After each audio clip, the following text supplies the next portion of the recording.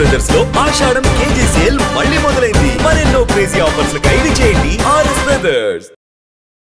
అంటే మా అబ్బాయి ఇదమ్మా మెంటల్ హ్యాండ్ అందరికన్నా పెద్దోడు. వాడిని మాతో పాటు ఏదైనా వాడిని కూడా ఒక కళాకారు చేయాలని చిన్న ఆశ ఉండేది. వాడికి ఏమి మాటలు రావు, ఏమీ రావు. అనుకోకుండా స్కూల్ వాళ్ళు ఢిల్లీ తీసుకెళ్తున్నారు. వాడికి మాటలు రావు, ఏమి రావు. వాడు ఢిల్లీ వెళ్తున్నాడు. నేను ఇన్ని ఉండి నేనేం చేయలేకపోవడం ఏంటి అన్నది స్టార్ట్ అయిపోయింది.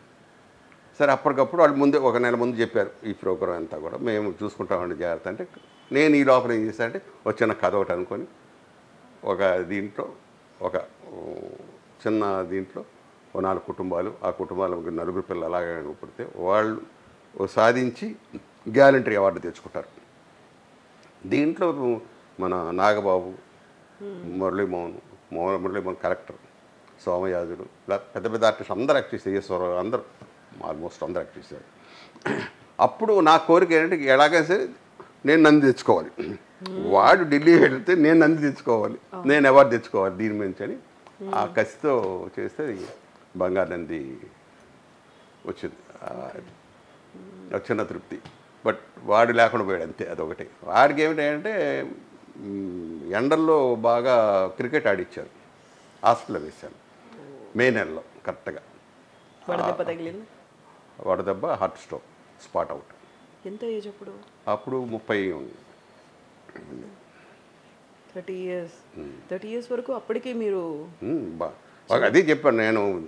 దేవుడు నేను ఉన్నగాని విడిపోవాలి, రెండో కోరిక అలా అనుకున్నారా? అనుకున్నాను, మనసులో అనుకున్నాను. అంటే వాళ్ళు చూస్తారో లేదో ఒక స్థలం కూడా నేనేం చేశానంటే మా అబ్బాయి మా అమ్మాయి పేరు కూడా కొంచెం కొంచెం వచ్చి ఇది నాకు గోపిరాజు రమణ గారు చెప్పారు. ఏమంటే మనం ఎంత ఇదైనా రేపు పెద్ద అయిన తర్వాత వాళ్ళు చూడవచ్చు చూడకపోవచ్చు, వాళ్ళ పేరుని ఏదో కొంత ఉంటే అప్పుడు ఆటోమేటిక్గా వాళ్ళకి కాస్త అన్నం పెడతారండి అని. సరే మన పిల్లలు మనకు గొప్ప ఆయన ఇచ్చిన సలహా మంచిదే కదా. అప్పుడు ఏం చేశారంటే మా అబ్బాయికి మా అమ్మాయికి కొంచెం కొంచెం 100 గజాలు ఇచ్చి వాడి బతుకున్నంత వరకు వాడికి తిండి పెట్టాలి అని షరతు పెట్టి ఈ లోపల అనుకోకుండా ఇల్లు కట్టడం అయింది. ఓకే, వాడి అప్పుడే పోయాడు వాడు కూడా.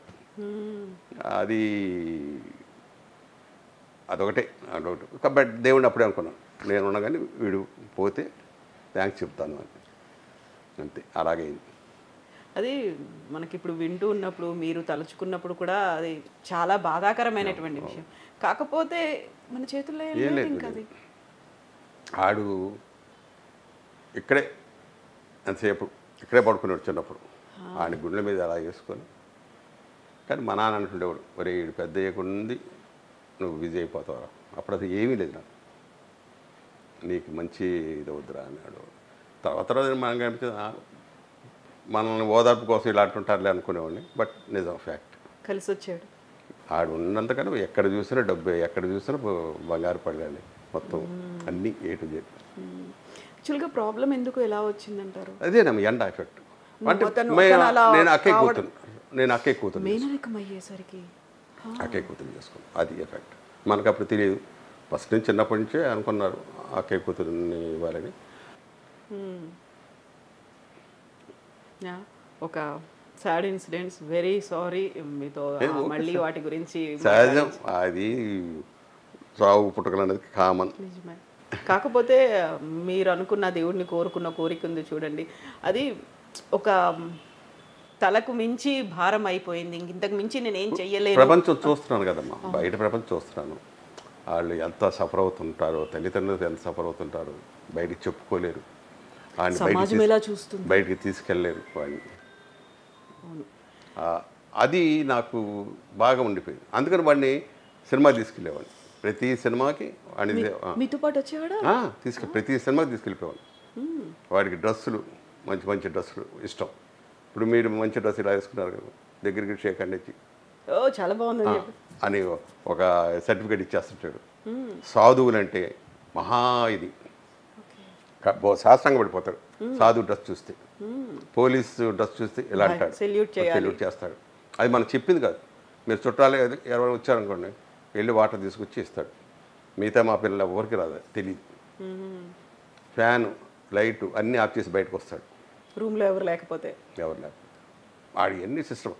నేను భ్రష్ట స్వామి అంట.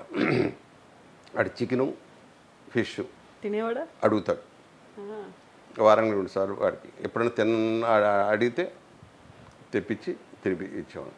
మీరు తినరు? నేను తింటాను, మేము తింటాం, అందరూ తింటాం. బట్ వారానికి 2 సార్లు అంతే. వాడు అడిగితే మళ్ళీ ఎక్స్ట్రా. ఇలా అనుకుండేవాడిని. మేము మంత్రాలయం కాకుండా బ్రహ్మం గారు మఠానికి తీసుకెళ్ళా పిల్లలందరూ. తీసుకువెళితే బ్రహ్మం గారి దగ్గర దండం పెట్టుకున్నాడు మామూలుగా.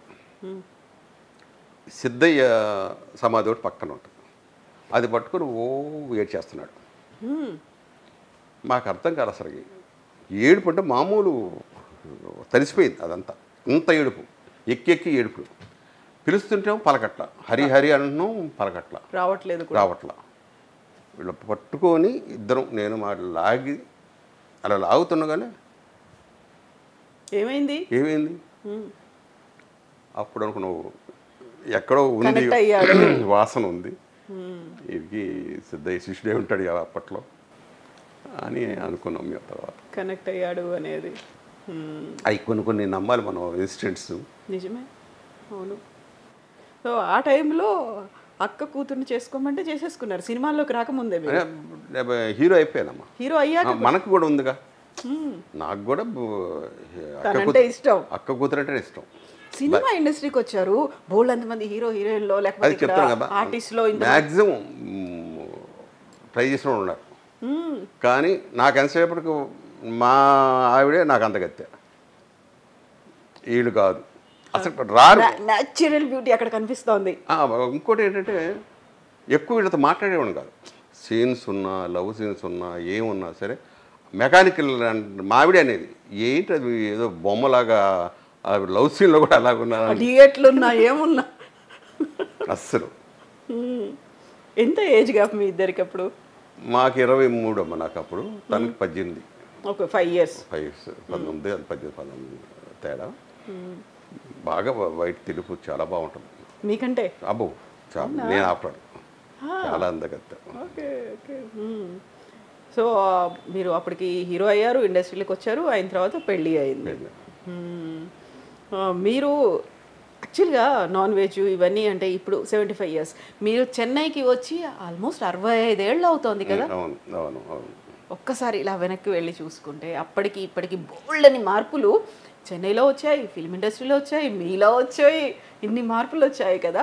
బట్ ప్రసాద్ బాబు గారు అనగానే మేము ఆ కాలంలో అప్పుడు చూసినటువంటి ప్రసాద్ బాబు గారు ఇప్పటికీ అలాగే ఉన్నారు. ఒక జుట్టు ఒకటి అప్పుడేమో కొంచెం కర్లీ హెయిర్ ఎంత పెద్దగా కనిపించి మధ్యలో రంగు వేసుకునేవాళ్ళం, ఇప్పుడు తీస్తాం ఇంకా